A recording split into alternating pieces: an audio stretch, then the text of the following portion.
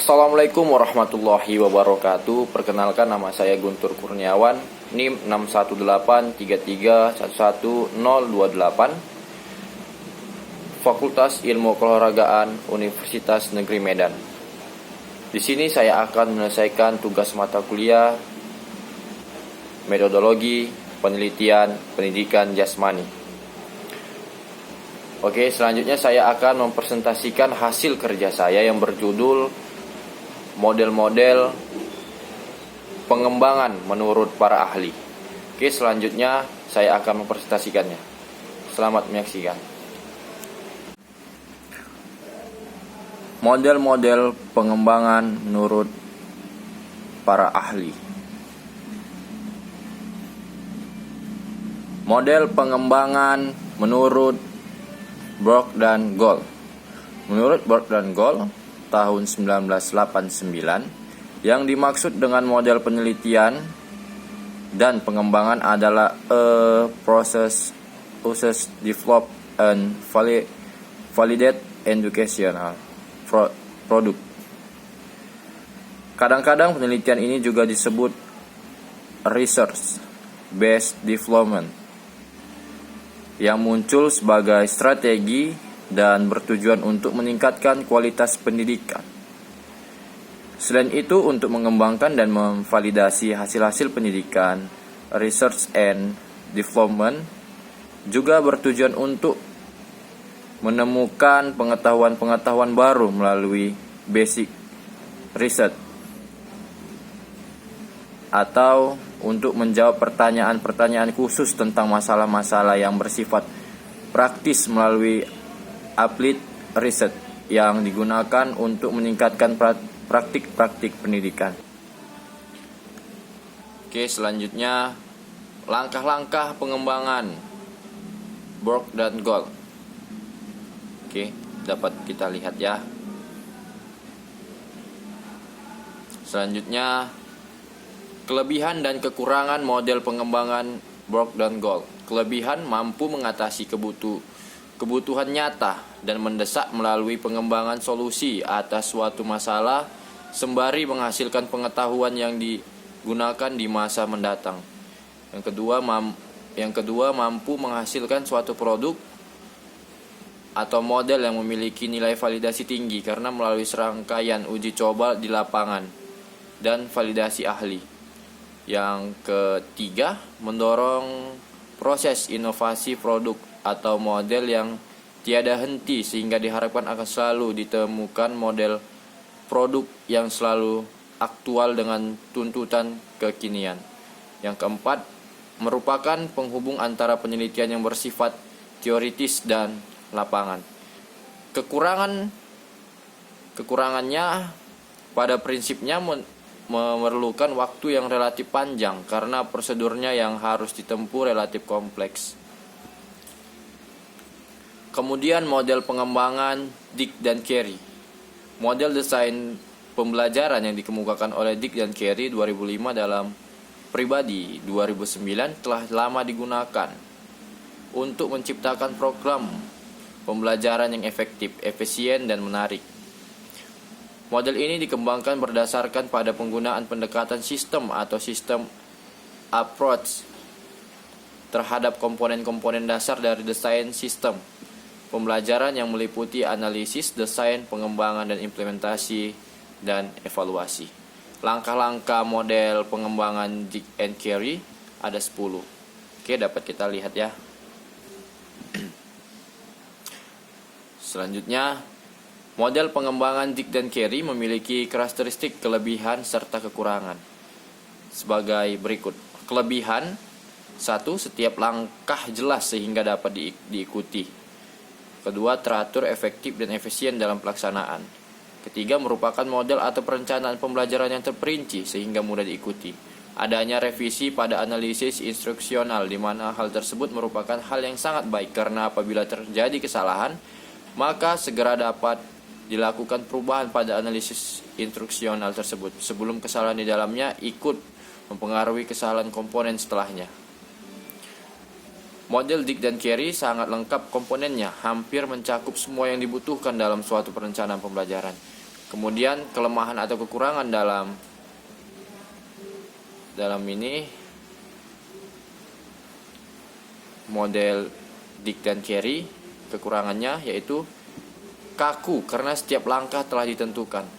Kedua, tidak semua prosedur pelaksanaan KBM dapat dikembangkan sesuai dengan langkah-langkah tersebut. Tidak cocok diterapkan dalam e-learning skala besar. Uji coba tidak diuraikan secara jelas kapan harus dilakukan dan kapan revisi baru dilaksanakan setelah diadakan tes formatif. Pada tahap-tahap pengembangan tes hasil belajar, strategi pembelajaran mampu pada pengembangan dan penilaian bahan pembelajaran tidak nampak secara jelas dan tidak penilaian pakar atau validasi. Selanjutnya, model pengembangan Azure. Model Azure adalah pedoman langkah-langkah perencanaan untuk memilih dan memanfaatkan media. Model ini lahir berdasarkan asumsi Geek 1985 bahwa proses belajar mengajar itu melalui beberapa tahap yang disebut event of instruction.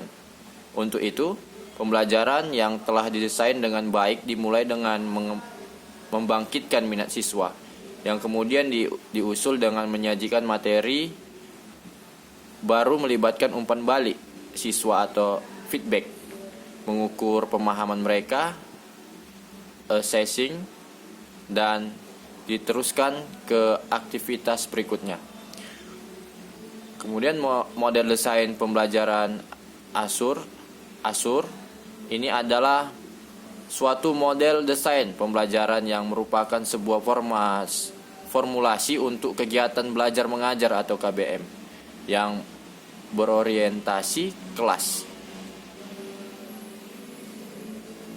Hennig mengungkapkan bahwa desain pembelajaran ini terdiri atas 6 tahap kegiatan sebagai berikut. Ke-6 tahap kegiatan di atas disingkat dengan Azure. Langkah-langkah pengembangan Azure dapat kita lihat ada analisis learning, status objektif, kemudian ada select method atau media and material, ada multimedia and material, ada recruit learners participant. Kemudian ada evaluasi dan riset. Kemudian Azure memiliki kelebihan dan kelemahan. Kelebihan dari model pembelajaran ini yaitu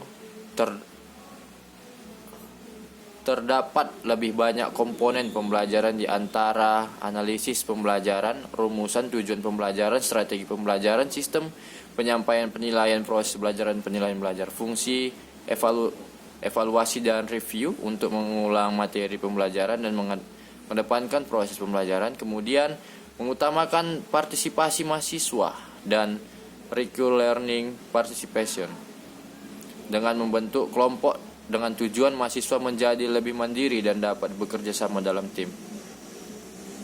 Selanjutnya pada poin select methods media dan material, guru diminta untuk lebih optimal dalam memanfaatkan bahan dan media pembelajaran.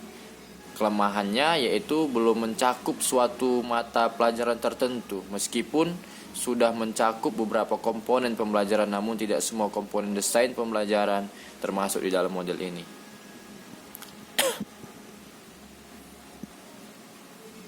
Selanjutnya model pengembangan EDIT. Model EDIT merupakan singkatan dari Analysis, Design, Development of Production, Implementation or Delivery, and Evaluation. Menurut langkah-langkah pengembangan produk, model ini dapat digunakan untuk sebagai macam bentuk pengembangan produk seperti model, strategi pembelajaran, metode pembelajaran, media dan bahan ajar. EDIT muncul pada tahun 1990-an yang dimana dikembangkan oleh Research dan Molenda. Salah satu fungsi EDIT yaitu menjadi pedoman dalam membangun perangkat dan infrastruktur program pelatihan yang efektif, dinamis, dan mendukung kinerja kepelatihan itu sendiri. Oke, selanjutnya langkah-langkah pengembangan EDIT. Yang pertama itu ada analisis, kedua design, terus ketiga development, implementation, yang keempat itu ada implementation, dan itu semuanya mengarah ke evaluation. Kelebihan dan kekurangan model design edit. Model ini sederhana dan mudah dipelajari serta strukturnya yang sistematis.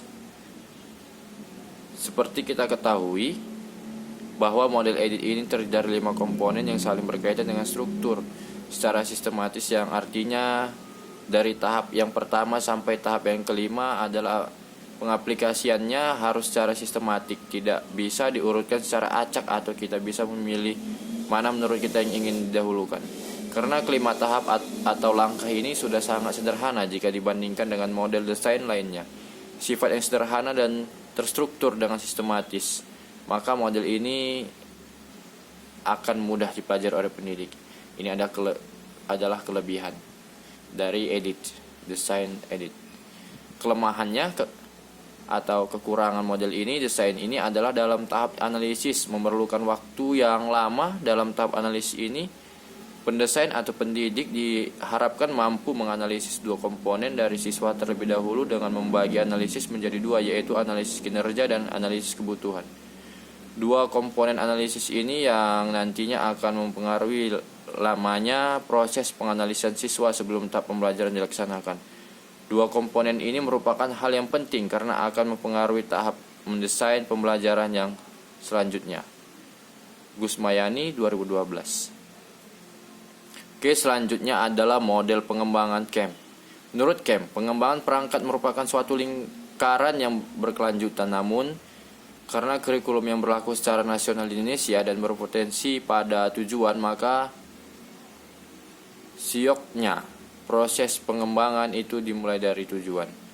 Ini skema CAM. Ya, pertama itu pokok pembahasan, kedua ada karakteristik siswa, ketiga tik, keempat isi materi, kelima tes awal, keenam strategi kegiatan, yang ketujuh adalah sarana penunjang, yang kedelapan adalah evaluasi. Setelah yang 1 sampai 8 ini akan mengarah ke revisi. Dan revisi timbal balik ke 8 itu. Oke. Kelebihan dan kekurangan model CAM. Kelebihannya, dalam model ini pembelajaran CAM ini di setiap melakukan langkah-langkah atau prosedur terhadap revisi terlebih dahulu guna untuk menuju